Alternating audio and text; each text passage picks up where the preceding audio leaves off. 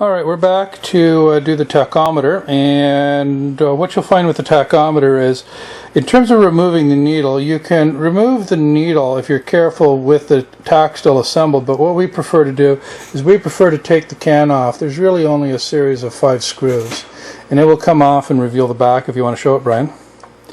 And you can see the tack mechanism. I'll just zoom in here, and the circuit board. So there's 3 of the screws plus 2 for the wiring is what comes off. And you'll find that there's a plastic hoop that the needle's connected to, a little magnetic hoop. You see Brian flicking it. And what he can do is, if you carefully hold your finger on the hoop, you can essentially freeze the position of the needle so that you can very carefully just give it a little bit of a twist and it will come off. Just like that. Okay. While we're at it, if you are having problems with the tack, we do make a reproduction, exact reproduction OEM tack board. If you want to hold it to the other board so people can see Brian. And you can buy this board, put it beside the tack. And you can buy this board, and it's an exact duplication of the original Chrysler tack. And they come fully tested and pre-calibrated or roughed in so that your final calibration, you won't have to change very much on your tack. They're all reasonably close when you go to put them in. So if you need to restore the electronics as well as the face in your tack, just give us a call, and we can send one of those out to you. Okay? Thanks, Brian. So now we're going to do the face on the decal. So we've got the needle off, and the needle's been set aside. You have to be careful on these E-body tacks and speedos because the needle is very, very thin. And if you're not careful, you can kind of bend it up. So once again, Brian's going to separate the decal from the backing.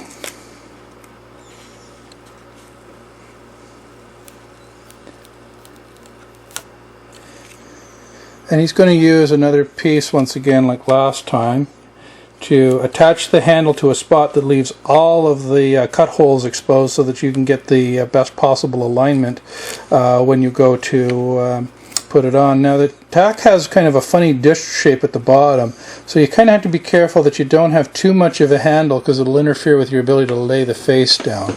Alright, so Brian has it by the handle here, and I'll zoom in a second, and then you can see him essentially lining up the center and the screw and the rivets.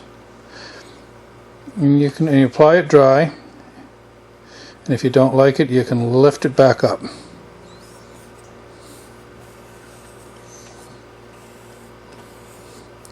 Once you get it aligned right and you're happy with it, remove the handle from the backing.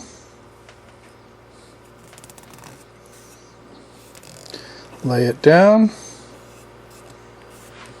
Smooth from the center to the outside edges. Now you're good to go. Installation of the needle is similar to the removal in the sense that you're going to take the hoop again, and you're going to hold the tack mechanism into a fixed place,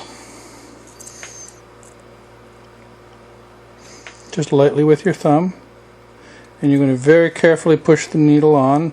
If this is like a 71 Charger, don't push too hard on the edges because it's a plastic tack needle, and you can break the little plastic center button off of it.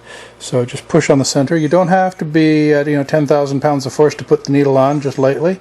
And there you go, the tack face is on nicely. And if you recall, there was a little tiny handling crease on the face. That's all completely disappeared once you lay the face down. So have no fear if you ever see that after you get something in the mail. All right, we try to put them in a padded envelope, but every now and then someone will give the package a little bit of a bend. And if it does arrive with kind of a small crease blemish, that'll just disappear when you go to install it. All right, we specifically designed it that way.